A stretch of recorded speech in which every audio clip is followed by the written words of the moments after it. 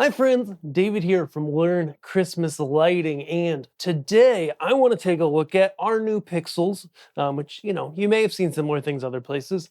The NBG pixels, because they're newer, brighter, and gooder. And we want to put them up against some of the other pixels on the market, some of the other pixels we have, and just talk about them. Just look at the differences, show you what they do, why you care, and how to make it work. Let's dive in. A couple months ago, probably over last winter, these pixels started showing up, at least to those of us that talk to vendors and factories and whatnot. And then I think it was May, there was one stateside vendor that did a big unveiling of a similar pixel to these and offered up a pre-sale. And since we've kind of seen them come into stock at some other places. Okay, we've got some on order too, and so I got some samples here. I've got 200 of them in 50 count strings, and what we want to do today is just really compare them as we're diving into these newer, different types of pixels than the traditional bullet, and just talk about it. Look at them, see how they work, see the differences between them. So here I've got some Evos plugged in. I was just reminding myself, as from the previous video, where I've got 200 Evos plugged in at 12 volts at full, and they look nice, they're stable, just a hair amount of strobiness near the end at white, and they end up pulling 1.6 amps as I check my notes over on the whiteboard.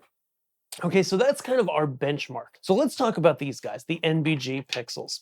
So the NBG pixels are a new style of pixels, again, newer, brighter, and more good, and they're an interesting design. So they're similar to Evos in the sense that they are, I believe, a constant current LED.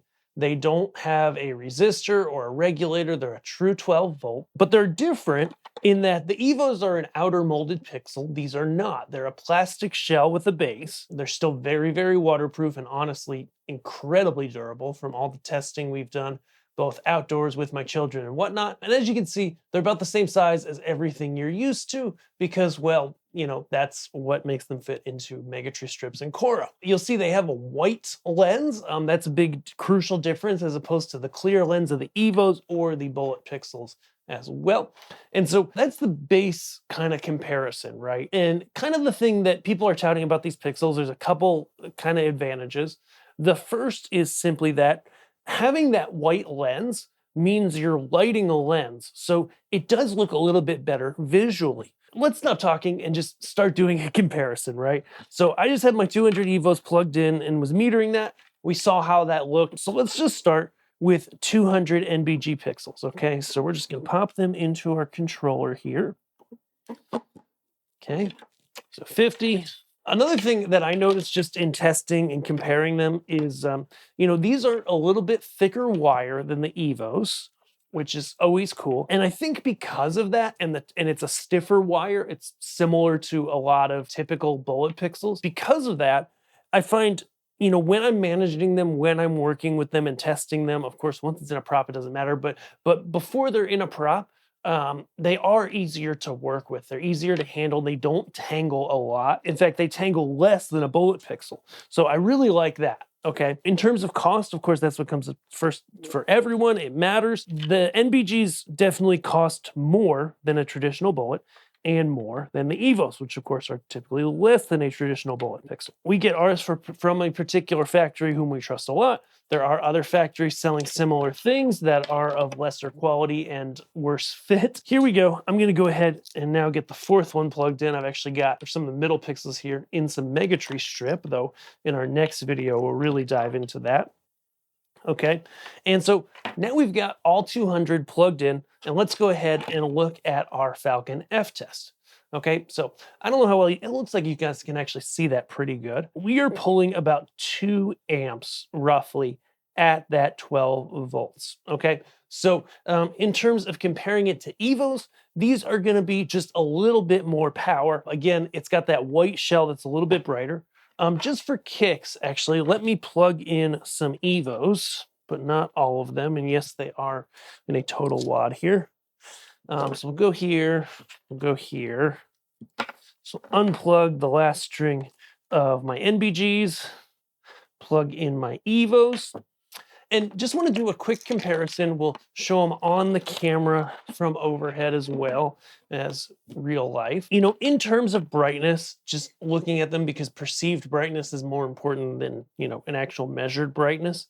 The Evos, as most people know, you know, tend to seem to have like a little hot spot in the center. A lot of people have said, you know, if there was an Evo with more diffusion, I'd really be into that. And that's kind of what this is. Again, different type of molding, different type of pixel, but you end up basically on camera, the brightness looks very similar. To the eye, it's more that the NBG pixels are more consistent across the whole shell because it's a white opaque type shell, whereas the Evos are hotspot. I would say no major differences there. But just something good to be aware of. Now, we are testing these at full, like I said, so we've got 200 Evos, 200 NBGs that are about to be plugged back in once I find the cord.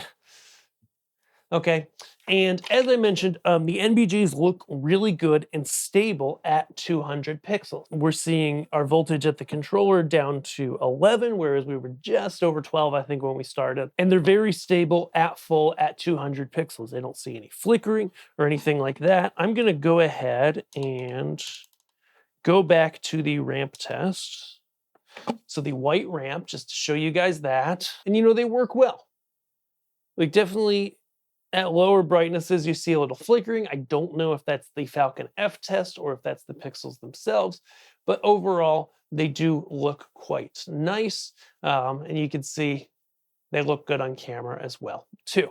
And so, you know, I don't have figures yet on the max amount we can run before power injection, but I'm at 100%, and these are more than stable. Again, you know, running about 2 amps max. Let's go ahead, just for kicks, back to full white. And what I want to do now is start kicking down the brightness. So with Evos being a constant current pixel, and I believe these are also a constant current pixel, they use the same WS2811 type of pixel data, though technically they are a different form factor of pixel inside. You know, brightness-wise, what happens as we kick down the brightness? Being a constant current native 12-volt pixel, as far as I know, that should mean that it'll generally stay about the same. In fact, it'll probably go up a little in the middle range of brightness. So let's find out. So 90, yep, it's going down a little. 80, I should bring it over here, find the camera. So 80 goes down a little more. So these actually might not be constant current. 1.4, 1.4. Correct. So these are not a constant current pixel. I apologize for misspeaking. They are a good old standard pixel in the sense they're a constant voltage. And so the benefit there is that as I kick this down, like I'm at 30% right now, and with bullet pixels, I often run my show at 30%. Okay. When I bring these down to 30%, I'm losing brightness, which is what I want because it's dark. I don't need that much brightness, but my current's also dropping in half. So now, you know, I was at 200 super stable before. I will be able to go 400 of NBG pixels on a single port. I've got a about a 10 or 15 foot extension, same one I used in the last video on the Evos. And you can see that they're stable. They look good. But now, you know, we are sitting at about half the current that we were at full, at 30%. And so I can run twice the lights on the same size fuse. So that is absurdly helpful. And so, you know, at the end of the day, I say there's not a perfect pixel for everyone. Like, I really like Evos just in the sense that right now, it's like they're inexpensive, they're lightweight. These are also lightweight. They are nice and light, definitely lighter than a bullet pixel. I like that these are epoxy free, but still totally waterproof. We've had no problems even submerging them, which again is not something we typically do in Christmas lighting or rate the pixels for, but they've been fine. So far, my first impressions are I really like these NBG pixels, which is why we have some coming into stock.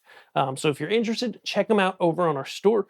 We'll certainly be doing more. In fact, our next video is going to be all about pixel pushing. So I'm going to use my bare hands, and look at Coro versus Megatree strips. with all three types. So we're going to look at bullets, we're going to look at Evos, and we're going to look at NBGs, and we're going to see what we think. I know I've done them all independently, but never side by side. I think I know which way I'm going to go in terms of preference. But overall, if you like stuff like this, give it a big thumbs up. And when you need pixels, hey, if we have them in stock, we would love to be your vendor. So with that, guys, thanks so much for watching. Have a great day, and we'll see you in the next video. Bye.